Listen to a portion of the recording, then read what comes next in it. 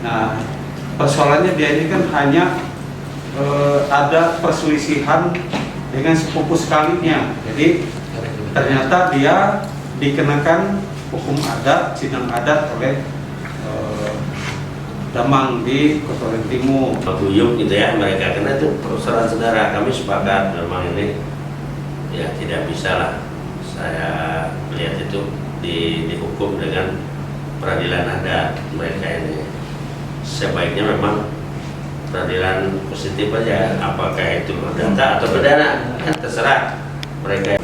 Jangan sampai ada suatu proses adat yang seharusnya bukan ranah adat, dan itu juga akan menjadi konflik di akar rumput. Ini kan persoalan antar personal, ya. Dan kalau saya melihat ini adalah sengketa perdata, ya. Nah, dan ini pun sudah berproses, baik itu di kepolisian maupun di peradilan tingkat perdata. Nah ini jadi setelah proses kedamangan ini, Pak Chen ini kan justru dimenangkan oleh sidang adat itu. Nah rupanya yang kalah ini tidak terima, kok bisa saya kalah gitu ya, padahal harusnya saya menang, kan mungkin pikiran begitu. Di tingkat penegak hukum juga ada maladministrasinya, mungkin nanti Bang Baron yang saya melihat, karena Brimob juga ikut masuk di sana menghentikan mereka bekerja. Kan sebenarnya kalau tidak ada putusan pengadilan itu tidak boleh. Sehingga akibat itu Pak Chen minta pendampingan untuk kami, karena beliau orang nggak ngerti adat sama sekali, bisa diperlakukan semena-mena juga dia nggak tahu, karena namanya adat ini kan dia memang bukan bidangnya dia bukan adat mereka gitu kan. Sehingga Pak Chen ini merasa perlu sekali pendampingan.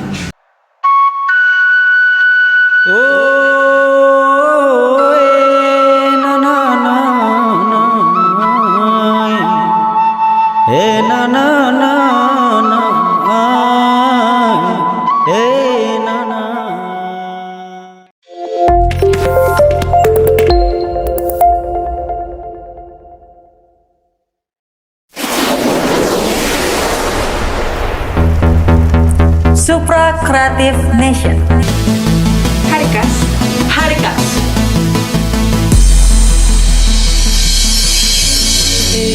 Sampai selamat tinggal saya, salam saujud. Oke, selamat sore warga Kota Palangkaraya dan juga masyarakat Kalimantan Tengah. Sore ini Supra Creative Nation sedang berada di kantor DAD Provinsi Kalimantan Tengah, sedang meliput kegiatan di mana ada kegiatan penyerahan dokumen hasil kajian oleh pengaduan masyarakat, di mana hasil kajian ini telah diolah oleh konsorsium ormas yang terdiri dari Ormas Penang Sahawung, Ormas Fordayak Provinsi Kalimantan Tengah, dan juga Ormas DPW IHB Provinsi Kalimantan Tengah. Dokumen kajian ini akan diserahkan kepada Biro Hukum dan Advokasi DAD Provinsi Kalimantan Tengah, yang pada kesempatan ini dihadiri oleh Bapak Yansen Binti dan juga Bapak Baron Binti. Selanjutnya kami akan mewawancari para pihak. Selalu ikuti kegiatan kami. Jadi kami ini kan saya Ketua Umum DPP Penang Sahawung, Pak Toseng Ketua Umum DPW Indonesia Hebat Bersatu, Pak Bambang Ketua Umum DPP Fordayak. Kami ini diminta pendampingan oleh masyarakat yang ada di Kota Timur yang namanya Pak Chen. Nah, Pak Chen ini setelah mengalami berbagai persoalan adat yang dikenakan kepada beliau ini kan orang Cina Medan. Nah, persoalannya dia ini kan hanya ada perselisihan dengan sepupu sekalinya. Jadi ternyata dia dikenakan hukum adat, sidang adat oleh Damang di Kotoran Timur. Nah ini jadi setelah proses kedamangan ini, Pak Chen ini kan justru dimenangkan oleh sidang adat itu. Nah rupanya yang kalah ini tidak terima, kok bisa saya kalah gitu ya, padahal harusnya saya menang, kan mungkin pikiran begitu. Sehingga Secara umum melihatnya, jangan sampai ada suatu proses adat yang seharusnya bukan ranah adat, dan itu juga akan menjadi konflik di akar rumput. Nah, jadi saya lebih cenderung arahnya bagaimana ini fungsi kami, fungsi DAD kami dari Ormas ingin menyampaikan untuk menggunakan fungsinya sebagai supervisi. Nah, dengan harapan besarnya DAD bisa melihat jangan sampai ini akan berimbas ataupun berdampak negatif di akar rumput yang tidak tahu apa-apa. Ya. Perseteruan ini adalah kalau kita lihat secara umum sih antara keluarga dan keluarga. Tapi jangan sampai juga perseteruan keluarga ini berdampak jelek bagi tatanan adat budaya kita, berdampak jelek terhadap masyarakat yang pro dan kontra sama orang Dayak di bawahnya. Jadi dengan harapan besar sih kita ingin DAD menggunakan hak supervisinya untuk melakukan supervisi terhadap kasus ini. Kupikir yang paling bijak apabila DAD juga menggunakan supervisi ini untuk bisa menahan kedua belah pihak biar tidak berseteru, terutama yang di bawah. Karena kita yang takutkan adalah perseteruan yang di bawah. Orang di atas mungkin ya mereka biasa-biasa aja. Tapi yang kita takutkan, makanya kita minta kebijakan DAD untuk mensupervisi bagaimana kedua belah pihak ini bisa sama-sama mengadili, tidak berseteru, dan juga untuk bisa difasilitasi. Di tingkat penegak hukum juga ada maladministrasinya, mungkin nanti Bang Baron dan Yansen untuk melihat, karena Brimob juga ikut masuk di sana menghentikan mereka bekerja. Kan sebenarnya kalau tidak ada putusan pengadilan itu tidak boleh. Nah, ini yang kami minta nanti DAD untuk memberikan rekomendasi siapapun penegak hukum apapun, kalau tidak ada putusan dari pengadilan tidak boleh menghentikan pekerjaan di sana, yang disampaikan oleh Bambang tadi. Mungkin bahasanya bagaimana, kalau menurut saya sih ketika saya di Ombudsman itu kan malah administrasi, itu penyalahgunaan wewenang juga Brimob itu. Mereka kan hanya datang ke sana kalau ada perkelahian baru mereka melakukan penegakan hukum di sana. Sedangkan ini menghentikan, yang disampaikan oleh Bambang tadi, mengakibatkan karyawan orang lokal di sana akan kelaparan, mungkin nanti bisa menjadi bermasalah besar ya. Nah, itu tambahannya. Terima kasih. Kepala Biro, Ketua Biro lah. Ketua Biro Hukum dan Advokasi. Kalau saya koordinator, yang istilahnya mengkoordinasinya nanti dari Ketua Umum dengan, atau kita adakan rapat-rapat yang memang di bidang hukum. Kebetulan ini tidak segala anggota lagi, memang ketuanya. Nah, bisa langsung sudah menyerap tadi apa yang disampaikan oleh rekan ini, dan saya persilahkan saja ini langsung diserahkan kepada Ketua Biro, dan saya mendapat tindasannya gitu kan. Ya, Nah, tindasannya itu atau kopi gitu. Saya bisa sounding dengan Ketua Umum. Apa yang disampaikan menjadi perhatian kita, dan harapan kita memang keduanya ini bisa kembali guyup gitu ya mereka, karena itu persoalan saudara. Kami sepakat memang ini ya tidak bisa lah saya melihat itu dihukum dengan peradilan adat mereka ini. Sebaiknya memang peradilan positif aja, apakah itu perdata atau perdana kan terserah mereka. Menjauhkan orang-orang Dayak dari persoalan ini. Dan ini kan persoalan antar personal. Ya. Dan kalau saya melihat ini adalah sengketa perdata. Nah, dan ini pun sudah berproses, baik itu di kepolisian maupun di peradilan tingkat perdata. Nah, itu aja yang sependek yang saya tahu sementara. Dan biarlah, karena ini tidak ada satupun dan tidak ada pintu masuknya orang Dayak terlibat dalam persoalan ini. Dan ini saya memberi jaminan bersama Ketua 2 bahwa kita akan mengambil langkah-langkah konstruktif, ya kan, mengambil langkah konstruktif agar tidak terjadi benturan di bawah. Ya kan, kita diberi mandat di DAD ini untuk menjauhkan orang-orang Dayak dari persoalan-persoalan yang tidak perlu kita ikuti. Ya. Jadi sementara itu dulu, dan saya terima dulu. Ya, bapak-bapak dan rekan-rekan semua. Nah, nanti kita pelajari sehingga kita bisa memberikan masukan dan pendapat yang utuh dan objektif kepada Ketua Umum DAD Bapak Agus Setiarsa. Saya rasa itu dulu. Terima kasih. Terima kasih. Ya. Oke.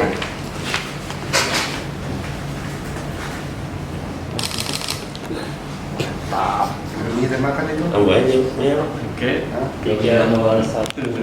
Kronologisnya begini, itu kan ada investor yang perorangan ingin melakukan upaya peningkatan ekonomi juga bagi dia sendiri maupun masyarakat sekelilingnya, membeli lahan-lahan di situ, tanah dengan masyarakat. Nah, Dan itu pun tidak ada satupun tanah yang dijual masyarakat itu berkaitan dengan adat ya. Memang murni itu adalah tanah yang sudah ada bentuk suratnya, SKT, bukan SKA ya, dari Damang. Nah terus dia karena semakin kekurangan modal, menurut cerita dia itu dia pinjam uang dengan kakak sepupunya yang di Medan.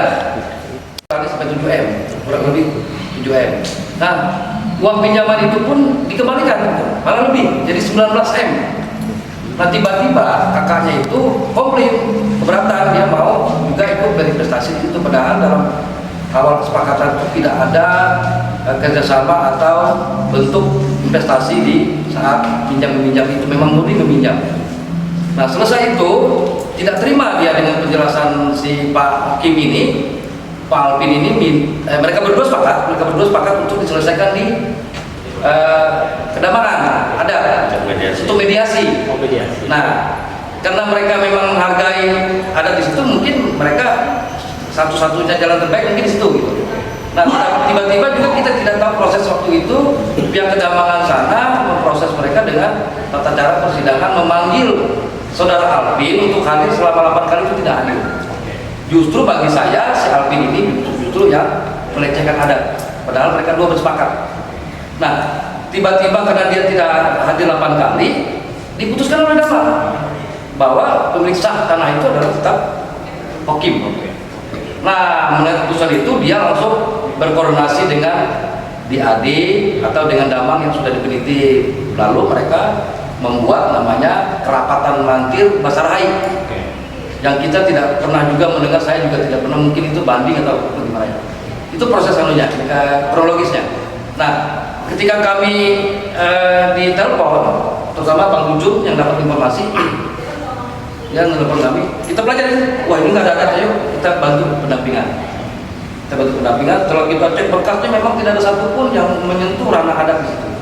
Kalaupun lokusnya itu ada di Kalteng ya, tapi kan substansinya kan tidak ada satupun yang berhubungan dengan adat. Nah, makanya kita menerima tawaran untuk pendampingan itu dan tapi kita harus berpikir jernih juga bahwa yang ranah yang sebenarnya bisa menangani secara kelembagaan itu DADI. Makanya pada hari ini kita datang ke DADI melalui Pak Yansen selaku ketua 2 yang membidangi hukum dan advokasi, dan betul ada juga ketua bironya yaitu Abangda Baron Binti. Beliau memang paham dan saya yakin keberadaan mereka ini bukan salah kalau ditempatkan di bidang itu.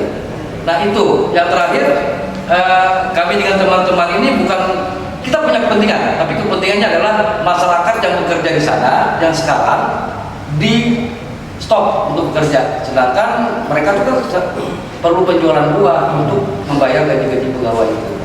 Nah harapan kami nanti dengan DADI agar itu bisa dikembalikan status mereka untuk bisa bekerja kembali sehingga mereka bisa produksi dan bisa panen dan menjual buah.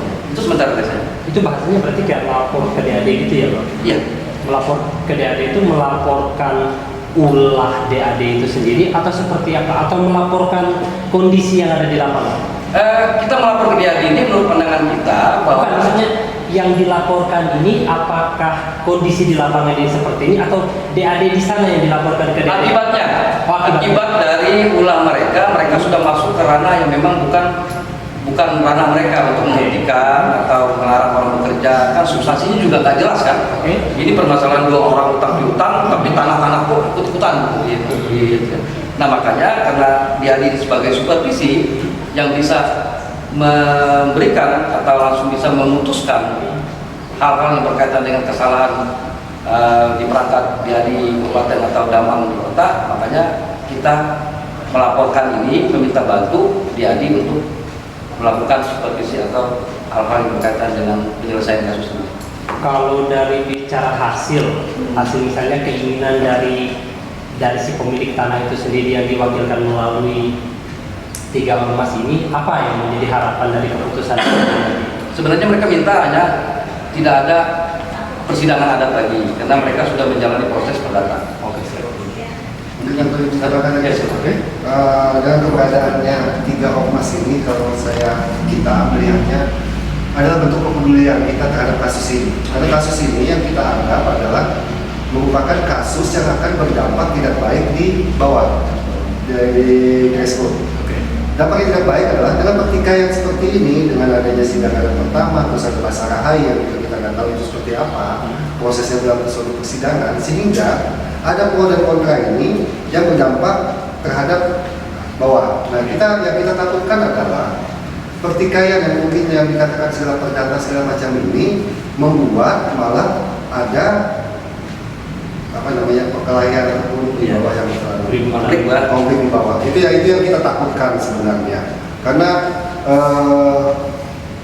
ranahnya arahnya ke adat dan orang-orang di bawah juga bisa memanipulasi bahwa itu adalah adat segala macam, itu yang kita sebenarnya suatu keprihatinan prinsipnya, sehingga kita ingin biar ini harus diselesaikan adalah ayo kita dorong, kita minta DAD untuk mensupervisi ini, mencari kedua pihak, mencari jalan tengah, mensupervisi sehingga keluar rekomendasi, sehingga untuk menahan semua pihak jangan sampai berkonflik. Kalau kita lebih ngarah ke situ juga, salah satu poin penting yang mau kita dorong biar DAD juga bisa, ini harus kita lakukan.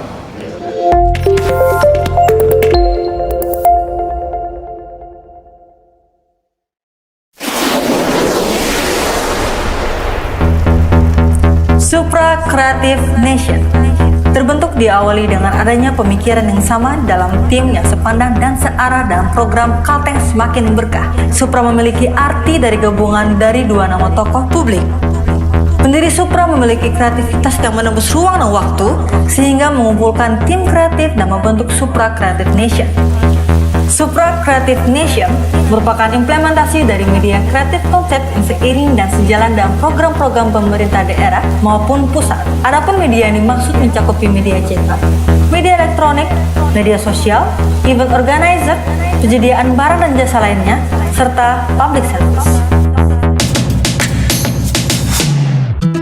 Beberapa konten Supra Creative Nation diantaranya adalah 1. Harikas. Harikas adalah info aktual yang memberikan informasi secara cepat, terbaik, tajam, aktual, dan terpercaya. 2. Video PT.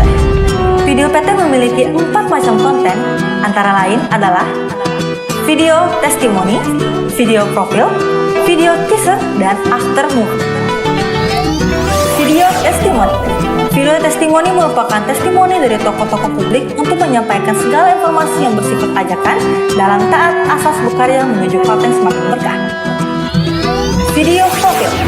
Video profil adalah gambaran kegiatan dari CSR perusahaan. Teaser. Teaser adalah branding event atau kegiatan yang dipublikasikan kepada seluruh masyarakat secara luas. After movie adalah video akhir dari sebuah event atau kegiatan yang didesain secara kreatif. 3. Sarita Tuntas.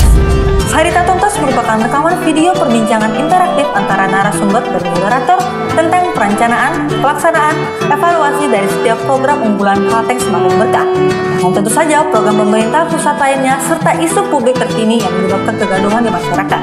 Tujuan konten ini adalah memberikan informasi baru dan menutup tuntas segala bias informasi yang beredar di masyarakat. Konten ini didesain secara apik, kekinian, dan yang pastinya fresh.